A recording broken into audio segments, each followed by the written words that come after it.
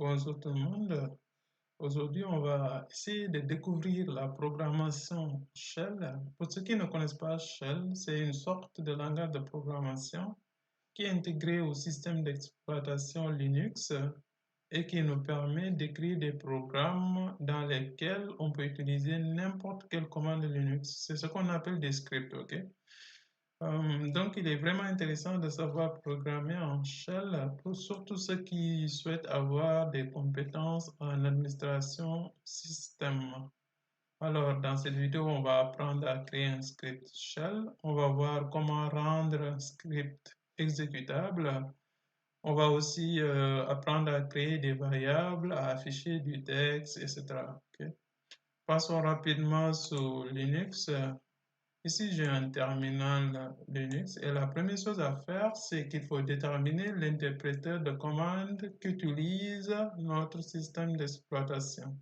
Parce qu'il y en a plusieurs, il y a le SH, il y a le bash, il y a le CSH, etc.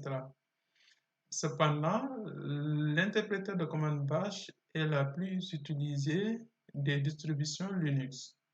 On va quand même vérifier cela avec la commande env. Donc, cette commande permet d'afficher les variables d'environnement du système. Et en tapant sur Entrée, vous voyez ici, on a un tas de variables et on va aller directement à celle qui nous intéresse, ok? C'est-à-dire la variable shell. Ici, dans notre variable shell, vous voyez, on a bien l'interpréteur de commande bash qui se trouve dans le répertoire bin. Ok? Ceci étant fait, on peut essayer de créer notre premier script bash. Moi, je vais utiliser l'éditeur Gedit et je vais créer un fichier qui s'appelle script.sh. Je vais ensuite préciser le et commercial pour que le terminal me rend la main, d'accord?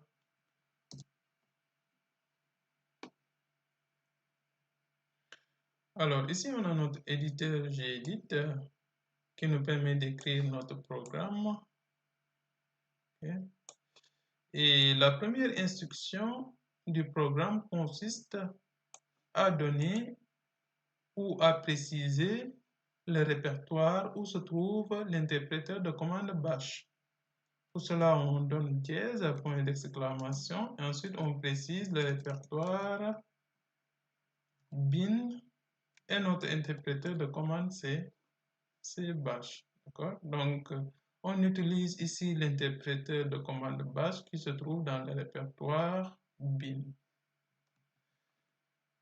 Alors, pour afficher du texte, on peut utiliser la commande echo que vous connaissez bien. Hein, et on va dire par exemple, voici notre premier script shell. Point virgule. Alors, il faut noter que le point virgule n'est pas obligatoire. Hein, ok, en bash, on n'impose pas que vous mettez point virgule à la fin des instructions. Mais moi, je préfère le mettre vu que la plupart des langages informatiques imposent de mettre le point virgule à la fin des instructions, d'accord? C'est une bonne habitude. Alors, on va enregistrer et là, on peut, dans notre terminal, tester notre script. Et avant de pouvoir lancer le script, il faut d'abord le rendre exécutable, d'accord? Pour cela, on utilise la commande chmod. On donne l'option +X. Ensuite, on précise le nom de notre script. C'est script.sh. Maintenant que notre script est exécutable, on peut le lancer avec la commande ./ ensuite le nom du script. Comme résultat, vous voyez, on a bien notre texte. Voici notre premier script shell. On peut aussi créer des variables. Donc, on va essayer de créer ici une variable nom à laquelle on affecte la chaîne de caractères hébreu. D'accord? Et juste en dessous, on va afficher le contenu de cette variable. Donc, on va dire mon nom est... Et pour afficher le contenu de la variable, on utilise le symbole $. Ensuite, on précise le nom de la variable. Ici, c'est nom. OK? Alors, testons maintenant notre programme. Et hop, vous voyez, on a bien comme résultat, voici notre premier script shell, mon nom est Ibro. OK?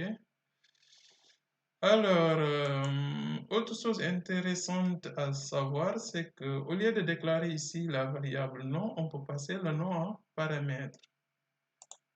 Je vais juste commenter cette instruction, d'accord? Et on va essayer de passer le nom en paramètre. Et pour afficher le contenu du paramètre, ici, il faut utiliser $1, d'accord? Là, ça permet d'afficher le contenu du premier paramètre passé à notre script. On va tester cela. Donc là, en exécutant notre script, on peut tout simplement ici donner le nom en paramètre. D'accord? Et vous voyez, on a bien le même résultat que précédemment. OK? Alors, on peut aussi passer un second paramètre. Et pour afficher le contenu du second paramètre, cette fois-ci, on utilise $2. OK? Et là, on peut tester avec deux paramètres. Là, on peut rajouter un second paramètre, SAR. Et vous voyez, comme résultat, on a bien mon nom et IbroSAR. D'accord? Ok, donc une fois qu'on a bien compris ceci, on va passer aux conditions. Donc, on va essayer de voir le if statement. Comme la plupart des langages informatiques, le bash permet de donner des conditions, d'utiliser le if statement. Par exemple, là, on va juste décommenter cette instruction. On va commenter celui-là. Et on va donner ici un if. Ensuite, on va tester que ici, le contenu de notre variable nom là est égal à la chaîne de caractères Ibro. Donc, notez bien qu'après le crochet, ici, j'ai mis un caractère, le caractère espace. Si vous ne mettez pas le caractère espace entre la condition et le crochet, vous aurez une erreur, d'accord? Donc là, on va tester si notre variable nom est égale à la chaîne de caractères Ibro.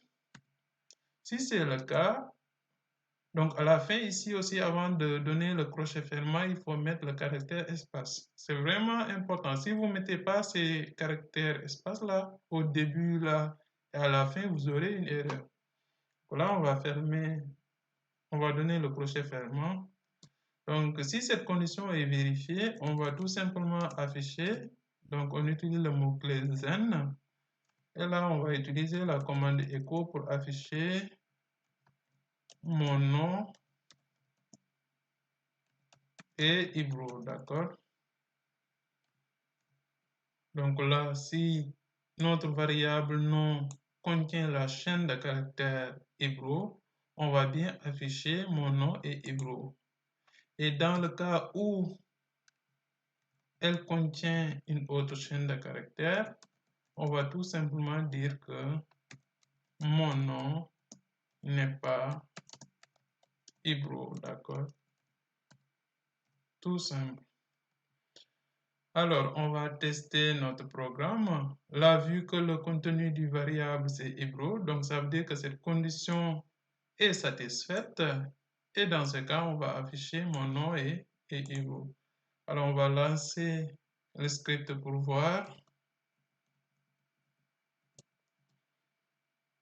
Alors, on a ici un petit problème. Line 12, erreur de syntaxe. OK. Intéressant. Vous voyez, même moi, j'ai oublié. Donc, à la fin ici, si on donne une condition, là, à la fin, il faut bien préciser qu'on a fini avec la condition en donnant FI. Donc, on commence le if statement avec le mot if, mais à la fin, on doit préciser qu'on a bien fini la condition en donnant le mot FI. D'accord? Sinon, ça c'est obligatoire, c'est pas comme les autres langages, hein. Donc là, si vous oubliez de mettre ça, vous allez avoir une erreur comme on l'a ici, d'accord? Alors, on va recompiler pour voir. On va retester plutôt. Et hop, vous voyez, ça marche bien. Mon nom est Ibro. Et là, dans le cas où ici, on a une autre chaîne de caractères, par exemple Cheikh, on va tout simplement afficher mon nom n'est pas Ibro, parce que dans ce cas, cette condition n'est pas satisfaite, d'accord? On va tester cela.